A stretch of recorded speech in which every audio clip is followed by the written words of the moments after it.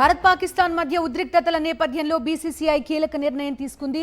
ఈ ఏడాది జరిగే ఆసియా కప్ టోర్నీ నుంచి వైదొలగాలని నిర్ణయించింది. దీనిపై ఇప్పటికే ఆసియా క్రికెట్ మండలి ఏసీసీకి బోర్డు సమాచారం ఇచ్చినట్టుగా సమాచారం. దీంతో ఈ ఏడాది సెప్టెంబర్లో జరిగే పురుషుల ఆసియా కప్లో డిఫెండింగ్ ఛాంపియన్ టీమిండియా ఆడే అవకాశాలు లేనట్టే. ఇక జూన్ నెలలో జరిగే మహిళల ఎమర్జింగ్ టీమ్స్ ఆసియా కప్ నుంచి కూడా వైదొలగాలని బీసీసీఐ నిర్ణయించినట్టుగా సమాచారం. ప్రస్తుతం ఆసియా క్రికెట్ మండలికి పాకిస్తాన్ మంత్రి పీసీబీ చైర్మన్ మోసిన్ నఖ్వీ అధ్యక్షుడిగా ఉన్నారు. పాక్ మంత్రి అధినేతగా ఉన్న క్రికెట్ మండలి నిర్వహించే టోర్నీల్లో టీమిండియా ఆడకూడదని బీసీసీఐ వర్గాలు స్పష్టం చేశాయి. భవిష్యత్తులో జరగబోయే ఏసీసీ ఈవెంట్స్ కి కూడా దూరంగా ఉండాలని నిర్ణయించినట్టుగా పేర్కొన్నాయి. అంతర్జాతీయ క్రికెట్ ఈవెంట్స్ కి ఉన్న స్పాన్సర్స్ లో ఎక్కువ మంది భారత్ కు చెందిన వారే. ఇక భారత్ పాక్ పోరు లేకుండా ఆసియా కప్ ఉంటే దాన్ని ప్రసారం చేసేందుకు బ్రాడ్కాస్టర్స్ కూడా ఎక్కువగా ఆసక్తి చూపించే అవకాశాలు లేవు.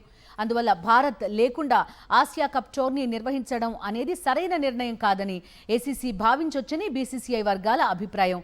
2024లో ఆసియా కప్ ప్రసార హక్కులను సోనీ పిక్చర్స్ నెట్వర్క్స్ ఇండియా దక్కించుకుంది.